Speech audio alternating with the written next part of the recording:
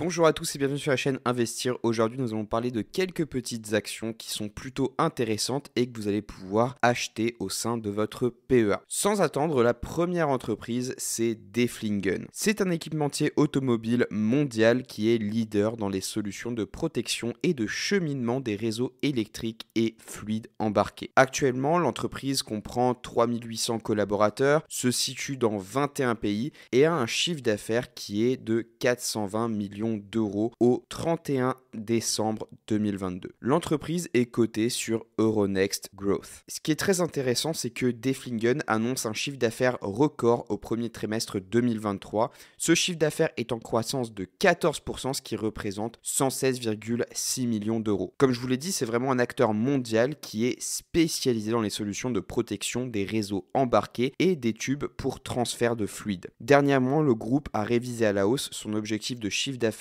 en 2023 et l'a passé à 465 millions d'euros. Il réaffirme également son objectif de marge opérationnelle courante de 6% pour 2023 contre seulement 5% en 2022. Ensuite, nous avons l'entreprise Verallia. C'est une entreprise qui se donne pour objectif de réimaginer le verre pour construire un avenir plus durable. Ils sont experts dans la conception, la production et le recyclage des emballages en verre et fournissent des solutions saines, esthétiques et durables à 10 000 entreprises dans le monde. Ce qui est très intéressant, c'est que les résultats du premier trimestre 2023 ont été très bons. Il y a eu une très forte hausse du chiffre d'affaires au T1 2023, hausse qui est très impressionnante puisque c'est une hausse de 40,2%. La hausse est tellement grosse que Standard & Poor's relève la notation de Verallia de BB+ à BB-. Cette amélioration indique la pleine reconnaissance de la solidarité financière du groupe et de la robustesse de son modèle économique ainsi que de la croissance profitable qu'elle a eue au cours du T1 notamment 2023. Et forcément, cette amélioration au niveau de la notation va avoir un impact direct sur l'entreprise puisqu'elle va attirer beaucoup plus d'investisseurs qui sont face évidemment à un modèle qui est solide et qui est entre guillemets validé par l'agence de notation, une des agences de notation les plus connues au monde, c'est-à-dire Standard & Poor's. Ensuite, on a la société Imerys. C'est une société française multinationale qui est spécialisée dans la production et la transformation des minéraux industriels. Son siège se situe à Paris et la société fait partie de l'index CAC Mid 60. Elle est cotée sur Euronext à Paris et son origine est quand même très ancienne puisqu'elle remonte à 1880. Ce qu'il faut noter chez Imerys, c'est qu'elle est leader mondial sur son marché, donc des spécialités minérales pour l'industrie, et elle va proposer des solutions fonctionnelles à haute valeur ajoutée pour une large gamme de secteurs. Ces secteurs vont aller de la construction et de l'agriculture aux biens de consommation. Ce qui est très intéressant, c'est que les résultats opérationnels courants qu'elle a eu dans le T1 2023 ont été en croissance de 14,6% par rapport à l'année dernière. Et on a aussi une hausse qui est observable sur le résultat net des activités, puisque là, en l'occurrence, on a une amélioration de 12,2% vis-à-vis de l'année dernière. Ce qui est très intéressant chez Imerys, c'est qu'elle a une stratégie d'innovation qui est protégée par énormément de brevets. Donc je vous rappelle, le brevet, ça octroie une protection juridique sur une vingtaine d'années et ces brevets portent sur à peu près 4000 marques qui sont fondées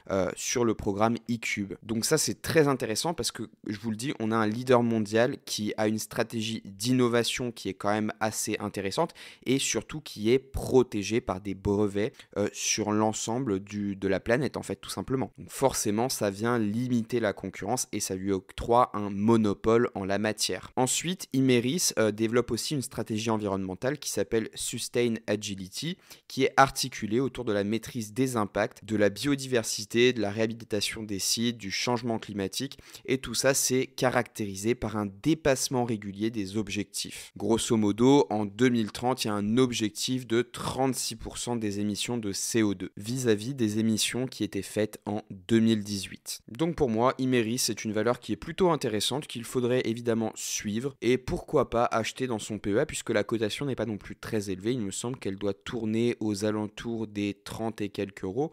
Donc potentiellement, c'est une valeur qui va bien se développer dans les années à venir. Pour rappel, on a eu un plus haut historique, il me semble que c'était en 2017 avec un pic à 79 euros. On a eu une dégradation évidemment avec tout ce qui va être Covid Covid, crise sanitaire, etc. Mais concrètement, c'est une action qui a un potentiel de doubler dans les années à venir. Dernière entreprise que je vais vous présenter, c'est Ruby. Elle a été créée en 1990 et c'est un acteur français indépendant du secteur de l'énergie. Ruby est coté sur Euronext à Paris dans le SBF 120. La société est spécialisée dans la distribution de carburant, de gaz liquéfié et de bitume depuis l'approvisionnement jusqu'au client final et évidemment la production d'électricité renouvelable. Il faut souligner qu'elle opère dans plus de 40 pays sur 3 zones géographiques, à savoir l'Europe, l'Afrique et les Caraïbes. Donc ce qu'il faut savoir, c'est qu'il y a plusieurs branches, notamment la distribution de carburant et de combustible qui va représenter 87% du chiffre d'affaires du groupe en 2021. Et on a aussi la partie logistique, donc tout ce qui va être négoce, approvisionnement, transport maritime, etc. Et ça, en 2021, c'était environ 13% du chiffre d'affaires. Notez également qu'en juin 2022, le groupe a annoncé la création d'une nouvelle filiale qui va être spécialisée dans la production d'électricité photovoltaïque. Et ça fait suite au rachat de l'entreprise Photosol France, spécialiste de tout ce qui va être panneaux photovoltaïques au sol. Donc là, au niveau des chiffres, on a des comparatifs 2022 à 2021 et 2022 à 2019. Donc là, ce qui est très intéressant, c'est que par exemple, sur le résultat net, on a plus 11% VS 2021 et plus 9% contre 2019. Donc c'est quand même une croissance qui est plutôt pas mal. Sur le dividende, vis-à-vis de 2019, c'est très intéressant puisqu'on a un dividende qui est en hausse de 10% et de 2022 à 2021, c'est une hausse de 3%. Donc ça reste quand même raisonnable et on peut espérer que par la suite, le dividende augmente encore. Par contre, on a une dette nette qui a aussi augmenté puisqu'on est fois 1,5 par rapport à 2021. Mais ce qui est quand même rassurant, c'est que 19% des investissements ont été faits en fait dans le secteur des énergies renouvelables et dans la décarbonation. Donc tout ça, non seulement ça va jouer sur l'image de marque de l'entreprise, mais aussi lui ouvrir la porte à tout ce qui va être fonds européens et fonds publics de manière générale, justement pour évidemment atteindre les objectifs qui sont consacrés par les accords de Paris, notamment en matière de réduction des émissions de CO2, etc. C'est un petit peu, si vous voulez, la rédemption que font les entreprises en matière environnementale et en matière de RSE de manière plus générale. De toute façon, vous avez vraiment une espèce de montée, de poussée en fait de tous ces objectifs-là environnementaux, évidemment sous couvert des grandes organisations européennes qui édictent les lois et qui font en sorte que les entreprises soient dans l'obligation de se conformer à ces objectifs de réduction. De toute façon, vous allez le retrouver dans à peu près toutes les entreprises, mais grosso modo, les plus résilientes vont être les plus récompensées et les plus mises en avant, notamment au niveau de tout ce qui va être indice de notation, comme par exemple Standard & Poor's, etc. Vous avez des indices de notation qui sont spécifiques à ces objectifs-là de réduction des émissions de CO2. Donc voilà, c'est tout pour la vidéo d'aujourd'hui. J'espère qu'elle vous a plu. Si c'est le cas, n'oubliez pas de vous abonner, de mettre un pouce bleu et moi je vous retrouve dans les vidéos qui s'affichent directement à l'écran.